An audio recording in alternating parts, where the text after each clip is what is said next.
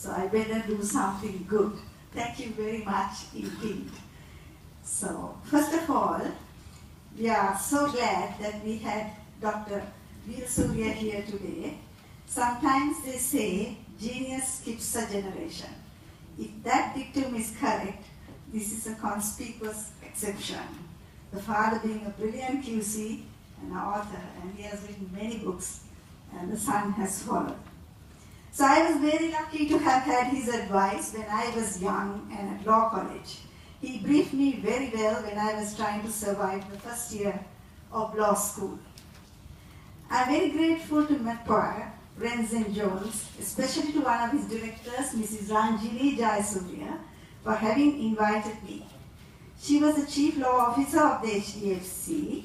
She is a visionary, blessed with tremendous energy to take up the issue of preventing land fraud, very seriously thinking of initiating a continuous education program for all of us, at least once a year before we renew our notarial license. So I make this presentation as all of you have a right to know the law which the non-lawyers are making for us today, and a right to know how to protect our land rights. And I think, as Dr. Surya pointed out, as notaries, we have just kept quiet when our name is getting tarnished. I have seen in the newspapers that the paper writers write that notaries are in hand in glove with fraudsters. So, I do not know why I alone cry for this. Aren't you all affected by this when they make statements of this nature in newspapers? So that is what inspired me, and I am going to talk to you about all this. I want to inspire you to get up and do something about it for us and the landowners. So, now, let's see the first slide. Now you know how to operate these things very much. Right, now this one. So should we be silent or call for change? So let's answer that after 1 hour. Land fraud and ambiguity of laws have changed the perception of protection in a land transaction. So we suffer. So before anything else, now the landowners and notaries, we are all governed by something called the Notaries Ordinance of 1907.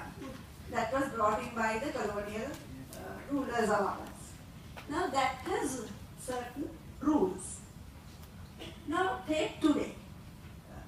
If you take today, you find that all those rules are taken over by tools. What are the tools? Email, scan, photocopy, then what else? Traffic jams. So I'm going to give you, every example I give you is a case before court. Now there was a bank manager. This particular bank manager went on a Sunday and he saw a beautiful land. So he told the broker, okay, send the deed photocopy to my lawyer. So the photocopy was sent to the lawyer. Then he emailed all his details, name, ID number, everything to the lawyer. So all these tools are used today, which were not there in 1907. So what happened was, this particular lawyer nominated a date and the deed was to be signed. So the money was also given to this lawyer at an early stage. So when he tried to go, there was a big traffic jam. So they were not all together at the same time, which is required by the 1907 statute. So the owner also gave a photocopy of the deed to this lawyer without giving it through his lawyer. Now these are all stated in our notary's ordinance. So the owners, nor the notaries or the buyers, they do not follow what is given in these statutes. So what happened was, after he bought the land, I think it's a power of attorney holder, yes. She came along and said, look, this belongs to my brother in UK. So now this is a case before court. He is now in the 3rd year in courts. So you see, these rules are now taken over by the tools. So either we must amend the 1907 statute or stick to the rules, which I think we can't do today. So That's how it is. Now I'll give you generally the background under which we work, the rules, the background of our notarial practice. Now you see here some interesting facts. Only 17% of our lands are private lands. Rest are all government lands. So these are the statutes here. I don't have to read them. You can see them, all of you. The colonial law statutes that govern the 17% of the lands. So next we go to the government lands. Here there's a gender inequality because this Land Development Ordinance of 1935 doesn't follow the civil procedure code. It doesn't go half to the wife, half to the children. It first goes to the male children. So I know a domestic working today in a house because the father died and that lady couldn't inherit half share. It was the brother who took the full land. So this is a very big issue now. It has been debated for a long time. So then we come to another ambiguity, that is section 33 of the Notary's Ordinance, which doesn't require all the rules. They are not necessary. If you have a big option. If the notary requires, they can do what they want with regard to the rules. The only rule is, the palladium of our conveyancing is sign and seal and have the schedules properly in a deed. Then every document is registerable. Then when you come to the registration of documents ordinance, now there what happens is all documents need not be registered. It's not a compulsory necessity to register to get validity. As soon as you sign, you get validity. All of you, I'm sure, you know that. So what happens here is, and there are reported cases again, there was a person who wrote an agreement to sell, but he didn't allow the notary to register it. Now these are all reported cases that I'm quoting. Then after that, he sold this land to another person. So how can, now even I go to the land registry, I wouldn't see that agreement to sell. So what happens when you have a non-compulsory registration system? So the two are in court. So that's how you go to court. Right? Then, now all these colonial statutes, they don't have teeth, as you can see, to get us a proper land title to our lands, to make public aware as to whom ownership belongs. Because the registry is uncertain. It is not a comprehensive registry. A deed under the statute does not prove title. Just because you have a deed, that doesn't mean you have title. Does not prove that parties to the deed were legally entitled.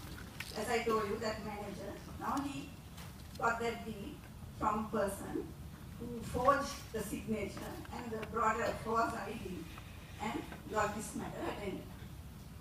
Then does not require registration for validity. So this is how we work today with the old colonial statutes. Now, actually, what happens is the law supposes that when we have a deed, we have title. And the land registry is going to keep all our extracts and encumbrances without getting damaged. And there's something called the stamped copy, which the land registry promises they will keep for us. So, supposing, now, I will show you something interesting. Because they are maybe not lawyers, so I'd like to show you this. Right. So, this is my own deed, and the lawyers who do my own deeds are also here. I can see them, including Ajita. They all get me all this when they do my deeds. So, this is my original, and this is a copy from the land registry with the stamp duty affixed, proving that the stamp duty is there. So I keep all this. Without all this, you have no title. If somebody forges my deed, you have no title. And these are the extracts. So this entire bundle is necessary if somebody comes and says, look, I have another original. Then you run to the land registry, or the courts will tell you, bring all this. So, what happens if you don't have them, and the land registry will give you a letter saying, Asthana Gatavi. It's a normal letter they issue.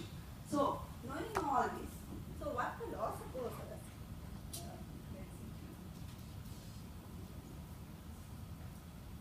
so, when I was doing this, I remembered a story, the English literature book I studied at grade 7 at Bishop's College. Oliver Twist, Charles Dickens. I don't know whether you have read this. The famous proverbial expression, in Crown versus Mr. Bumble, because at that time, the law supposes that whatever the wife does is what the husband says.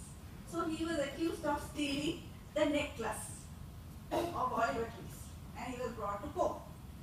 And when he said, I didn't steal it, but my wife stole it, then he said to court, then law is an ass or a bachelor. Because in the eyes of the law, need to be open to reality and experience. So, if you have an original being, right, you can't, if somebody else brings the original being, you can't say, look, I am the owner, because that person will also have an original. So you have to have all this bundle to prove your title. Then with all this background, now we are working. We are in an informal system. We are in a hurry. If you say we want all these things, the next lawyer will do the deal. Then we will lose the deal. So in this background we work. Then we have got this act. Now I hear this act is going to be changed. But this act prohibits alienation of land to foreigners. Provides exemptions under which foreigners can buy land and lease land. When sale of land and leasing of land are made under the exemptions, the Act provides a special set of rules for notaries. Now this special set of rules, ladies and gentlemen, has been totally imported from a solicitor's practice in a developed nation. In developed nations, a solicitor's practice, the solicitors are under obligation to advise on tax matters and various other matters to the clients. If they don't, they can sue them. So in our practice, we don't have all this. So what has happened is, this act is important because it will abuse the land rights of the landowners. All the foreigners might buy our land. The responsibility of implementing the act has fallen on the notaries. In addition, the registrar has quasi-judicial powers in English or in American quasi-judicial powers, where now the registrar can reject your deeds. Even after stamp duty is paid, he can say, look, you wait, I have to appeal to the district court, I don't know whether various conditions are out there, so there are certain powers to the registrar. Now I'll just briefly go